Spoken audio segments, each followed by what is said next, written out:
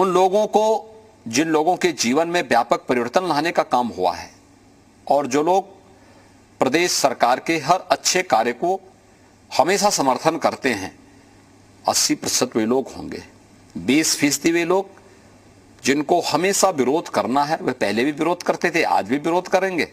नकारात्मक सोच है, वे पेशेवर माफिया और अपराधियों के समर्थक हैं, वही रहेंगे।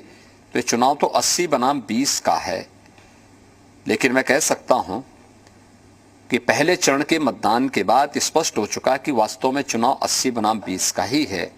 80% से अधिक समर्थन भारतीय जनता पार्टी को प्राप्त हुआ है और 20% जिसको विरोध करना था, जो वैक्सीन का विरोध करता है, अपराधियों के खिलाफ कार्रवाई का विरोध करता है, महिला सुरक्षा का विरोध करता है, गरीबों को दी जाने वाली अन्य योजना का विरोध करता है, हर एक जनपद एक उत्पाद की योजना का विरोध करता है, एक जनपद एक मेडिकल कॉलेज का विरोध करता है, एक्सप्रेस हाईवेज का विरोध करता है, वे हमेशा विरोध करते थे, विरोध करेंगे।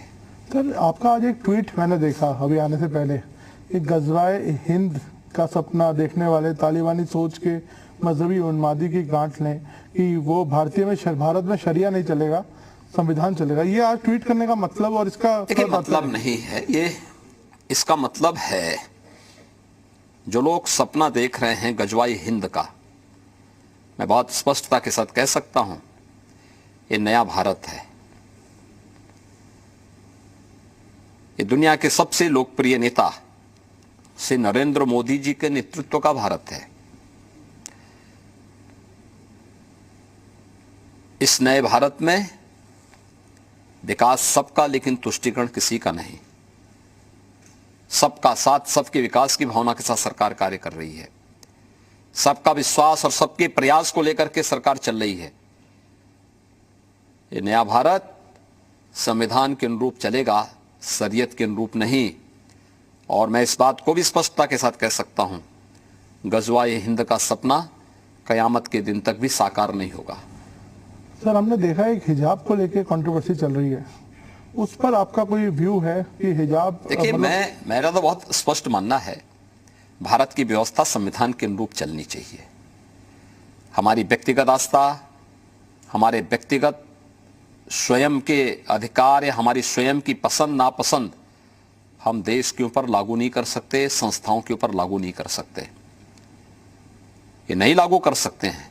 क्या मैं उत्तर प्रदेश के अंदर सभी कर्मचारियों को या सभी लोगों को ये बोल सकता हूं कि आप भी भगवा धारण करें? ये उनका विषय है, जो उनको धारण करना करें, लेकिन ड्रेस कोड स्कूलों में लागू होना चाहिए। स्कूल का विषय है, स्कूल के अनुशासन का विषय है। आर्मी में कोई ये कहेगा कि हम लोग जो है अपने अनुसार चलेंगे, फोर्स में कोई इस प्रकार की बात करेगा? कहां अनुशासन रह पाएगा?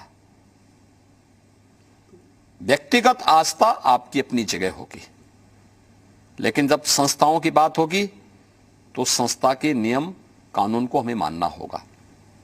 देश की व्यवस्था होगी, देश के संविधान को मानना होगा। लेकिन ओवैसी साहब जो यहाँ पे बड़ी जोर शोर से कैंपेन कर रहे हैं, वो तो यहाँ पे वो कह रहे हैं कि जो हिजाब है फंडामेंटल राइट है और एक दिन एक बेटी जरूर प्रधानमंत्री बनेगी जो हिजाब कहने होगी। देखिए, उसी बेटी को तो स्वतंत्र कराने के लिए,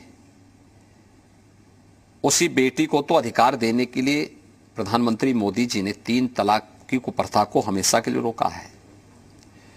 उसी बेटी को न्याय दिलाने के लिए, सम्मान दिलाने के लिए और स्वावलंबन के मार्ग पर अग्रसर करने के लिए ये फैसले लिए जा रहे हैं। और उसी बेटी के सम्मान को लेकर के हम लोग इस बात को कहते हैं कि शरीयत के अनुसार व्यवस्था नहीं चलेगी, संविधान के अनुरूप चलेगी। जब संविधान के अनुरूप व्यवस्था कर चलेगी, हर बेटी को सुरक्षा, हर बेटी का सम्मान और हर बेटी के स्वावलंबन का कार्य होगा। सर, आपने कहा कि आपको लगता है कि बीजेपी के समर्थन में बहुत लोग आ रहे हैं। आपको लगता है महिलाएं भी बीजेपी का खुल के समर्थन कर रही हैं? आपने वुमेन सेफ्टी को भी एक इशू बनाया है। पहले चरण में बनाया नहीं, हमने करके दिखाया है।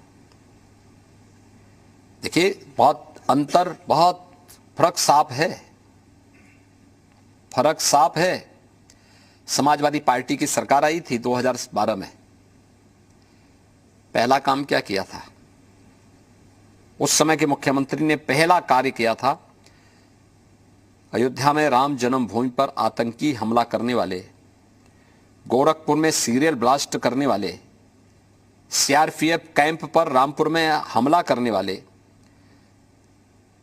कचहरियों पर, वाराणसी, अयोध्या और लखनऊ की कचहरियों पर हमला करने वाले उन आतंकियों के मुकदमों को वापस लेने की उन्होंने शरारत की थी। हम धन्यवाद देंगे, उस समय की उच्च न्यायालय इलाहाबाद ने उसको रोका था, रोक लगाई थी। और हमारी सरकार जब आई 2017 में, हमने एक दिन 3 फैसले किए। पहला, बेटियों की सुरक्षा के लिए एंटी रोमियो स्क्वाड का हर थाने में गठन होना। हमारी सरकार का उसी के साथ फैसला था 86 लाख किसानों का 36,000 करोड़ रुपए के कर्ज माफी का कार्यक्रम। हमारी सरकार का तीसरा फैसला था अवैध बूचड़खानों को बंद करना। ये 3 कार्य हमने एक दिन में निर्णय लेकर के पूरे प्रदेश के अंदर लागू किए थे।